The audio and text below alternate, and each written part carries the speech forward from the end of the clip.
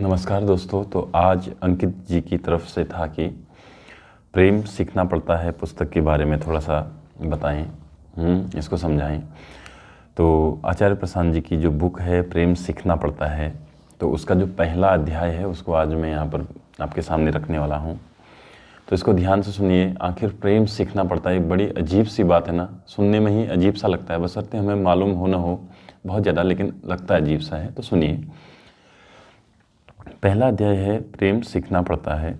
प्रश्नकर्ता, जब भी आपसे कोई प्रश्न पूछता हूँ तो बेईमानी एकदम मुंह फाड़े खाने को खड़ी रहती है और मैं अपनी बची हुई सेल्फ इमेज आत्म छवि को लेकर भागता हूँ, इस डर से कि उसे भी खो न दूँ। इस दलदल से निकलने का समाधान प्रेम प्रतीत होता है, पर वो तो जीवन से नदारद है, कैसे खोजूं। आचार्य प्रशांत कहते हैं 14वां अध्याय था 14। तुमने पढ़ा कि नहीं पढ़ा, या बस अपनी परेशानियां बताओगे।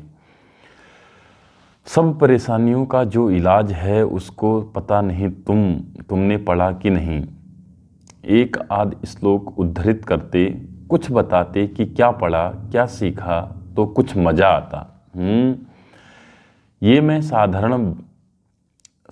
मैं समाधान ही बता रहा हूँ। यही समाधान है।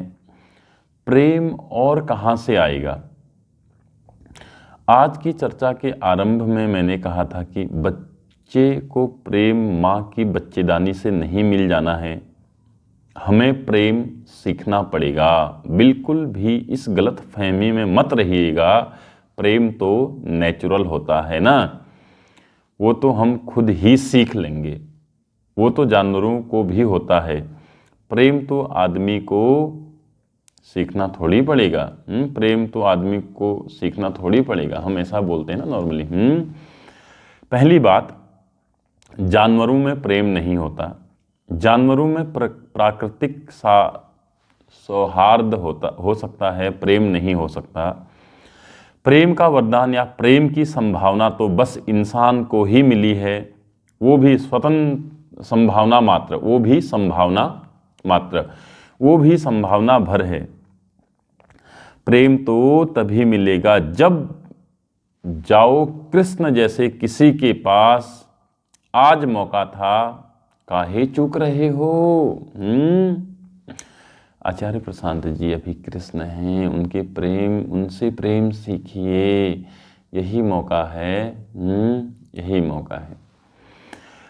हमारी जो रोजमर्रा की उलझनें होती हैं उनको अगर आप सीधे सीधे सुलझाने चलेंगे तो सुलझने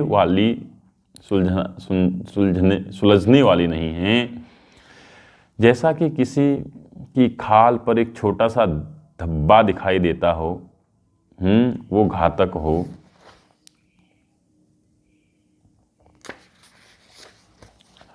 स्किन कैंसर है और वो उसे खुरचे कि उस पर मलहम लगाए, कुछ होगा उस पर, उसको खुरोचे या उस पर मलहम लगाए, कुछ होगा।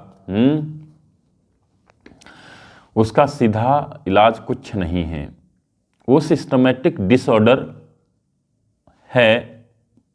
उसके लिए पूरे तंत्र का इलाज करना पड़ेगा ना, क्योंकि पता नहीं कि वो जो कैंसर है वो खाल पर दिखाई दे रहा है, हो सकता है अंदर हड्डी में भी पहुंच गया हो।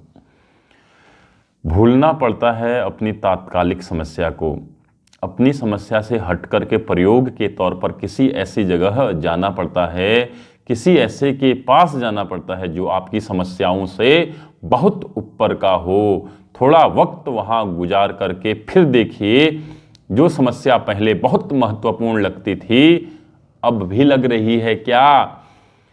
ये दो तरीके हैं। एक तरीका होता है जिज्ञासुओं के लिए, उनसे मैं कहता हूं अपनी समस्या के भीतर घुस जाओ, वहीं गड्ढा कर दो। अगर समस्या की जड़ में पहुंच गए तो समाधान मिल जाएगा, लेकिन सब ऐसा नहीं कर पाते कि वो साफ तौर देख लें कि ये समस्या कहाँ से आ रही है और किसको आ रही है। तो दूसरा तरीका होता है कि समस्या के बिल्कुल दूर हट जाओ, किसी दूसरी जगह पहुंच जाओ जो तुम्हारी समस्या से बहुत ऊपर का हो, और वहां बैठकर फिर बताओ कि तुम्हारी समस्या कितनी बड़ी है। दोनों ही तरीके उपयोगी होते हैं। काल और स्थिति पर निर्भर करता है कि आपके लिए कौन सा तरीका चलेगा। आपकी बात जहां तक पढ़ रहा हूं, आपके लिए शायद यही उपयोगी रहेगा कि ये जो अपनी समस्या लिखी है इसे थोड़ा दूर हो जाए। अभी कृष्णत्व का माहौल है, पढ़ लीजिए गीता। कोर्स में अपने आप को एनरोल करा है ना, अपने आप को एनरोल करा है ना, उसका लाभ उठा लीजिए। हो सकता है उसके बाद ये बात बहुत बड़ी लगे ही ना। आचार्य प्रशांत जी अभी ऑनलाइन श्रीमद् भगवत गीता सिखा रहे हैं। आप उनसे जुड़िए, आप उनसे जुड़िए, आपके एक एक प्रश्न का उत्तर आपको मिल जाएगा। श्रीमद् भगवत गीता जब आचार्य जी सुनाते हैं, आप पढ़ाते हैं, तो एक एक श्लोक के बाद वो बहुत लोगों के प्रश्न भी लेते हैं। और आप अपना प्रश्न उनके सामने रख सकते हैं अगर आप श्रीमद् भगवत गीता से नहीं जुड़े हैं। बहुत फर्क पड़ता है, बहुत बदलाव आता है। फिर उसके बाद आप वो करोगे जो जरूरी है, उसमें आनंद आने लगता है। ठीक है, धन्यवाद।